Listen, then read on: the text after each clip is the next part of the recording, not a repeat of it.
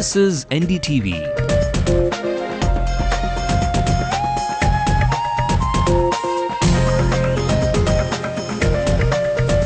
And you're watching NDTV Hindu.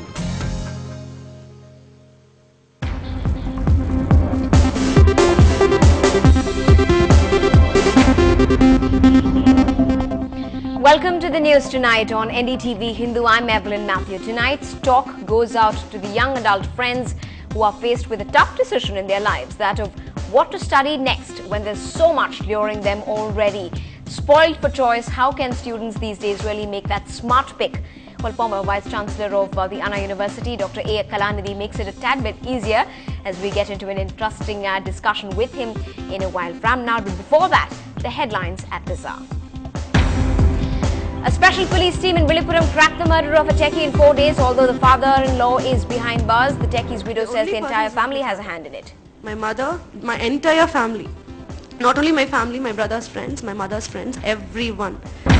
After its amazing performance in the elections which made it the opposition party in the assembly, the DMDK is awarded the drum as a permanent symbol by the Election Commission. A law college student goes missing for the 5th day now. His bike and a cell phone that belonged to him have been traced to Perambur.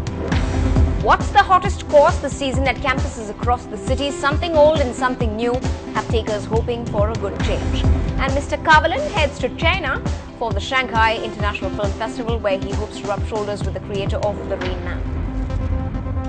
A quick look at what else is making news across the nation today. Senior journalist Jyotirmoy De is shot dead by unidentified persons in Mumbai. Police say the 4 men on motorcycles escaped from the spot. Following the trial of Tawahur Rana, the US will consider giving India access to David Headley again, should such a request be made. In the third attack in as many days, 3 CRPF Jawans are killed after the Maoists attacked the Begi police station near Sukma. A shocking story of fetuses found in a drain in Bid, a district with the lowest sex ratio in Maharashtra. Baba Ramdev is in stable condition at a Dehradun hospital. No response to Uttarakhand government's appeal on ending his fast. POSCO land row intensifies. Situation tense in Govindpur. Political parties join the human barricade.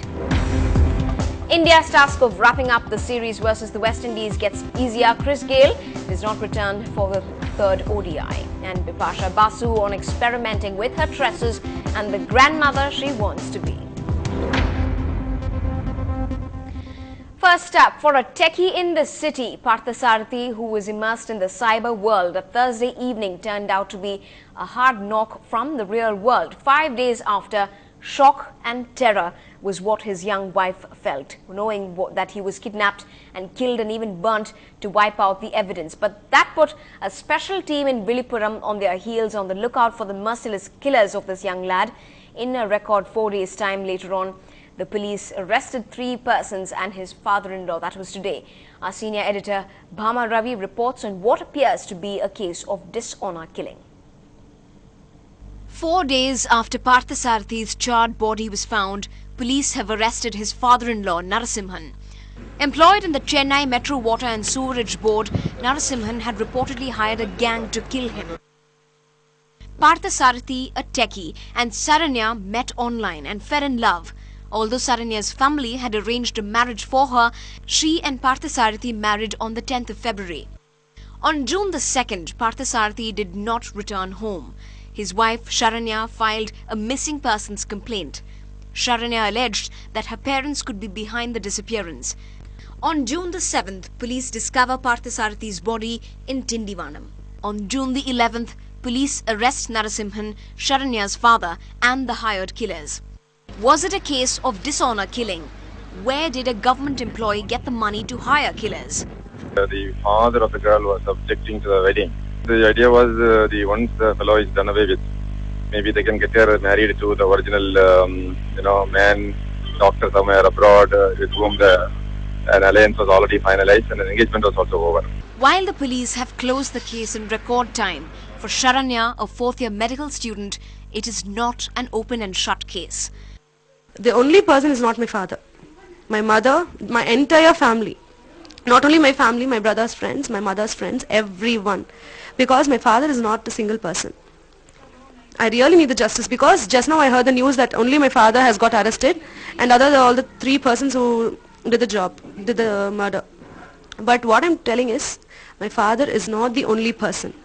If he is the only person, I just can't believe it. I'll just fight for the justice till my last breath. However, for the techie, it was a swift shutdown with no restart option. In Chennai with Bhama Ravi, Evelyn Matthew for NDTV Hindu. Moving on to another story that's also been making headlines. A law college student from the city has been missing since Tuesday this week. After the missing complaint was lodged, a bike and a cell phone that belonged to him have now been retrieved near a lake in the ICF area near Perambur. The police are hoping to fish out the body itself from the lake, but as of now, a case of homicide has been suspected.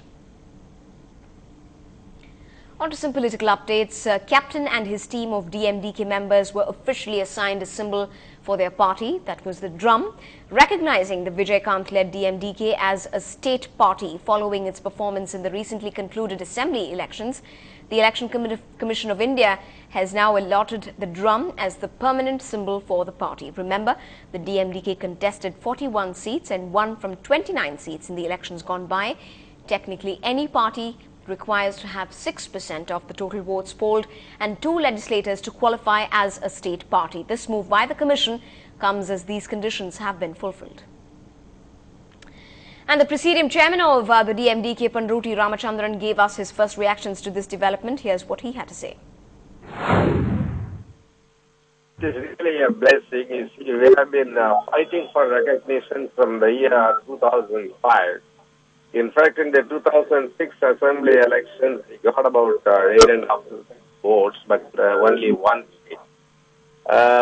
Just because we lacked 1 more seat, we have been denied the recognition for the last 5 years, and we have filed case in the Supreme Court also that we must be given this symbol.